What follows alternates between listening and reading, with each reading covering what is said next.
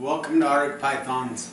It's been a long time since we made a video, so I figured, I gotta clean out some cages.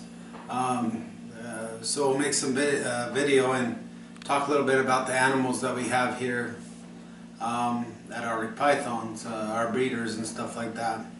Because like I said in a previous video, we're gonna leave it all out there, and I don't have any like secret breeding plans or nothing like that, at least not right now. For the most part, I want you guys to be a part of what we breed here, what we do here. So we're going to talk about it. Also show you some size of the animals, because since if you look at the last video, you can see how big they've grown since then, and I thought it'd be kind of interesting. So first off, Tegan, she messed up her cage. I got to get her out. Well, I don't necessarily have to get her out, but I'm going to get her out and put her in a bin.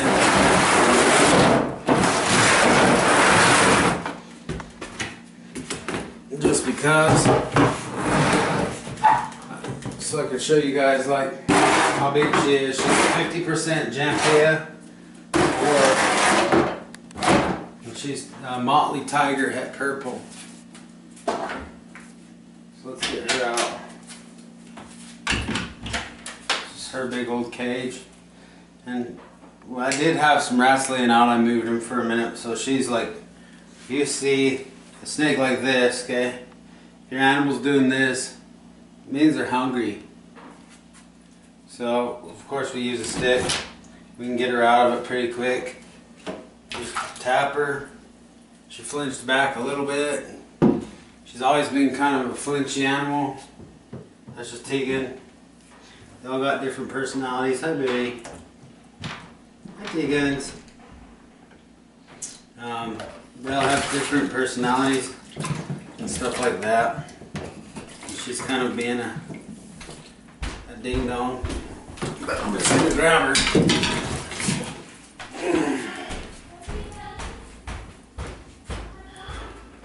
Here's Tegan. The reason she's acting like that is because I haven't held her for probably, I don't know, two, maybe 3 weeks. Whoa, dude, chill out. Anyways, here she is. She's 2 years old. I wish I could think right off my hand like her exact birthday. But her and Asia, the one I'm about to show you, the super dwarf, are only a month apart. So we're gonna get Tegan in here. Come on, go on. Alright, maybe.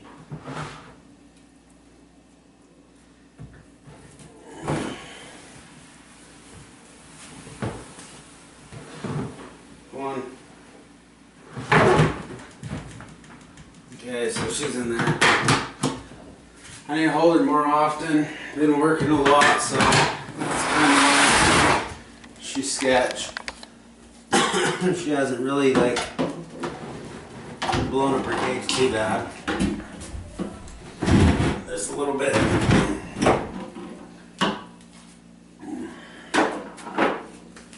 So I don't have any paper towels. I just use toilet paper. And this, we're just gonna do a quick spot clean. I grabbed like where the area that she went to the bathroom. I picked that up and all the substrate underneath. So you're getting like a big old hand of substrate.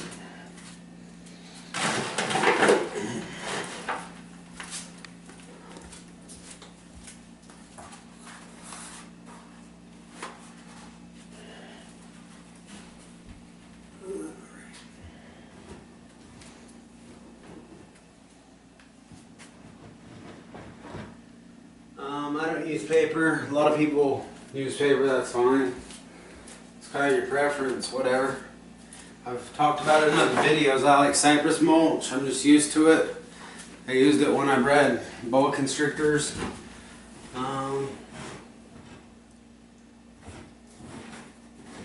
It holds humidity really good. The animals shed really good. And it's cheap. obviously easier. Like I think I said before, that if I'm going to own an animal that I love and is beautiful and stuff, and I'll kind of want it to look naturalistic, or have them on a substrate that's naturalistic, just not like a piece of paper. That's fine. It's just my preference. This is chlorhexidine, okay?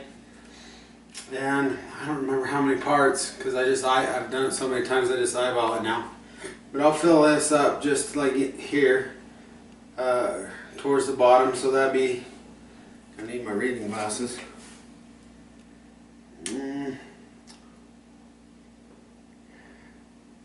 16:1, that's what it's telling me.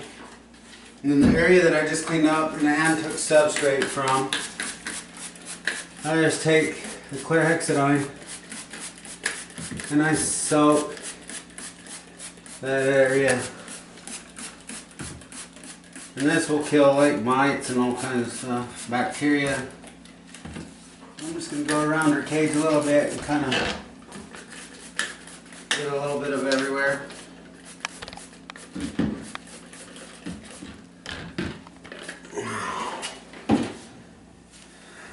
Top off her water if I have any in here.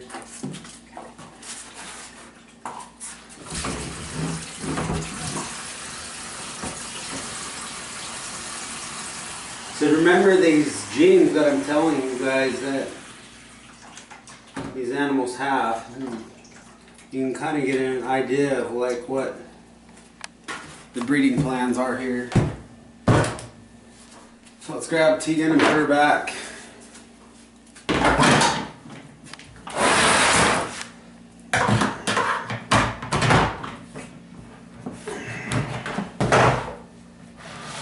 Tegan, hi baby. Hi girl. So I'm just going to touch her. She already knows that, I'm not food. On the same note, I don't think she's very happy with me. She kind of goes through attitude changes and stuff like that. No, you're not going to row me.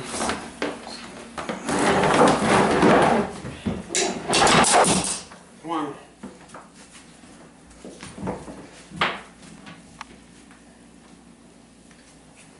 That's Tegan. She is probably 9 feet long. I need to hold her more often, but I will. She's just kind of a flighty dude. Anyhow, it's Tegan. This guy hasn't done anything to his cage that'll get him out. He's a funny guy. He's got 4 genes in him. So he's the animal here with the most genes. He's a male mate. He's mainland. I'll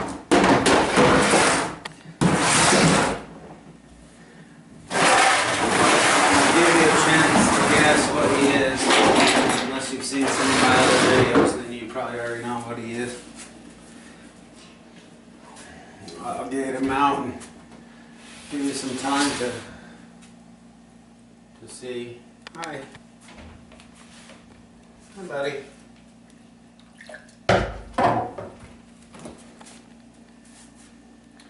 And he kind of swings around like that a little bit. How he's kind of freaking out. Because he's got a neurological disorder. It's not very big. But when he gets excited, his head shakes a little bit. And that's fine. Here, let's get him in the light. Looks like he might be getting close to shed. I believe he's 1 year old. Not bad. But he's a Motley Tiger. Sorry, my laundry's going. Motley Tiger, Golden Child, and Titanium.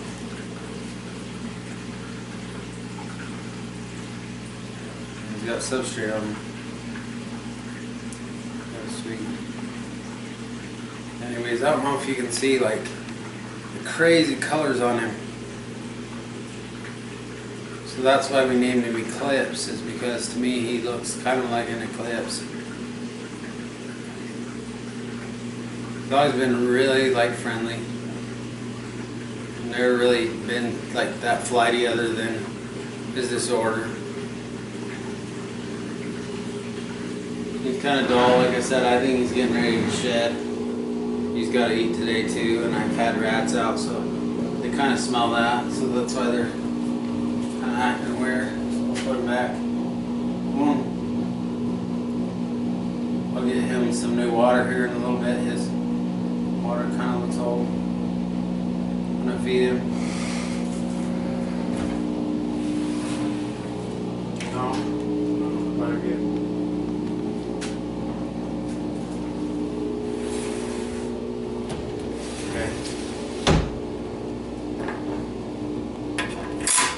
Eclipse. Next, right here we have Asia. She's always, food aggressive, whatever you want to call it.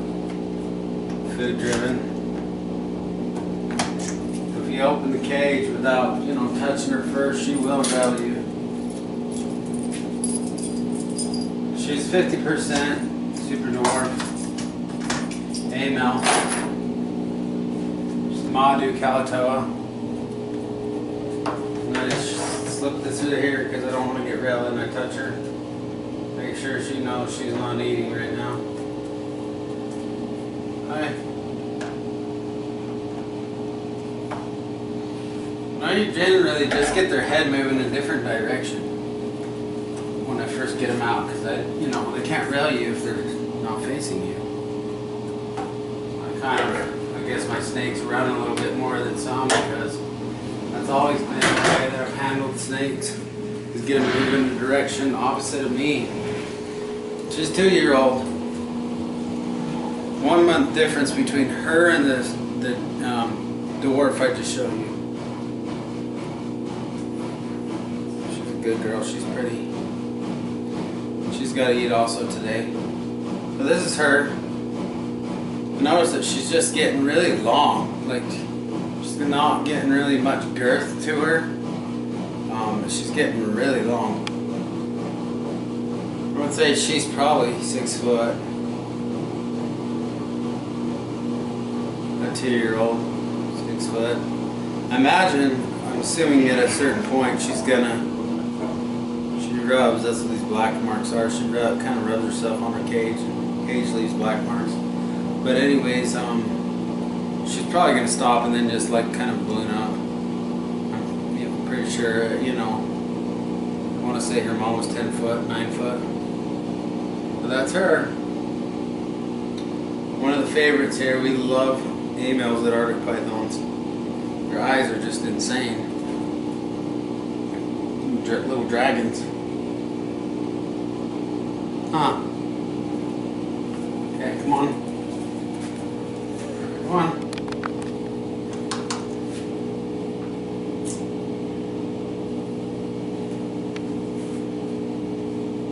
You can get an idea how long she is.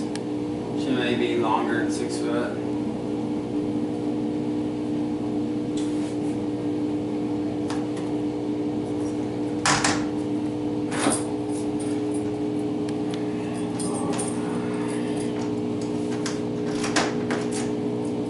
So obviously these are the oldest. They're going to be the first to breed. So this coming up season, I'm going to probably see if I can't pair. She'll be getting close to 3 years old by then. If I can't pair Eclipse with her, it just depends on how she acts. So hopefully she'll, start to develop follicles and stuff, and things will go good this year. If not, then it just doesn't. These are my oldest though. With the Super Dwarfs, I want to wait till they're 4 or close to 4, just because of their size. I don't know if they'd handle it or not. So at any rate, we're going to go ahead and stop the video here for a second, and I'm going to grab some more animals. Alright, we're back. Here's another animal to look at. She's a wild type, but she's Posset titanium. And she's like really dark. If you look at her back pattern though, it almost looks like you know how it's doing the circulation type stuff. It's something that you would see on a motley. And so, I mean, I don't know if she's just Posset titanium. As far as I know, that's what she is unless something happens. But she is just gorgeous. I love this little girl. And she's only one. Not very old. Wild type. And she's a 50% super dwarf unknown locality. So, I mean, back when the super dwarfs were coming in, a lot of times they just grab, you know, ones that say Kalatoa, and they grab a bunch of animals from Kalatoa and, you know, some of the surrounding islands and just say, okay, here's some super dwarfs, they're all Kalatoas, when they're not necessarily all Kalatoas. That's just how it was. But this girl is, you know, an unknown locality. She is 50% super dwarf, but whether she's, you know, Kalatoa or whatever, she doesn't look Kalatoa to me. You know, I'm not really sure, but we'll see. You know, as she grows and as her colors, you know, develop, what I think she might be. But either way, it doesn't matter. As long as, you know, I have this animal and you have an unknown locality, that's 50%. You can say it's 50% super dwarf, but you'll never be able to label a locality on there. So let me put her back and I'll be right back with the male. Alright, we're back with the boy. This is my male, 50% unknown locality, Posset titanium.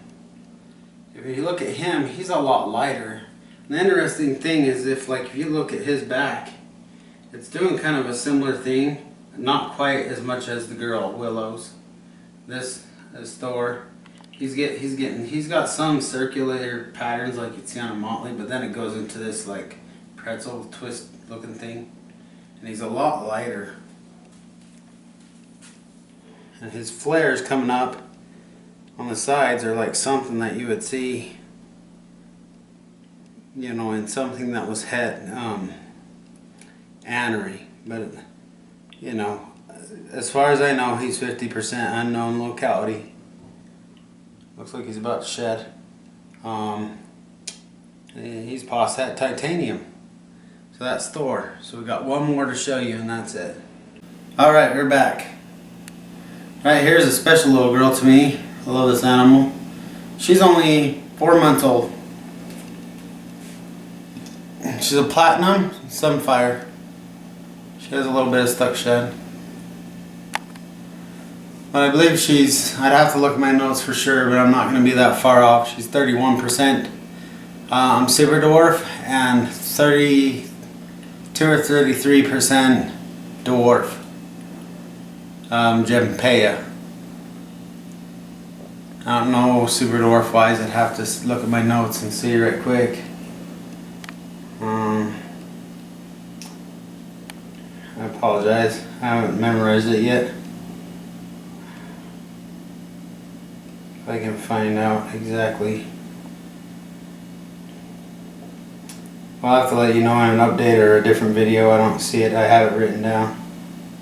But anyways, that's what she is.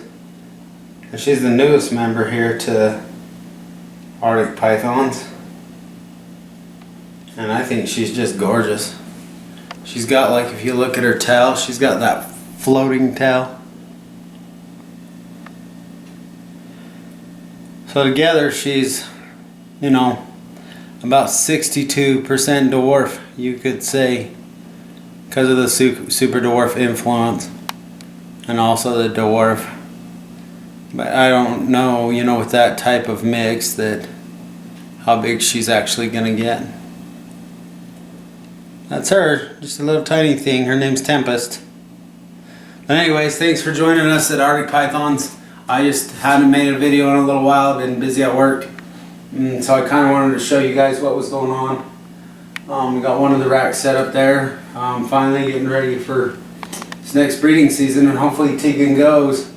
And we'll see what, Motley Tiger, Het Purple, and a Motley Golden Child Tiger Titanium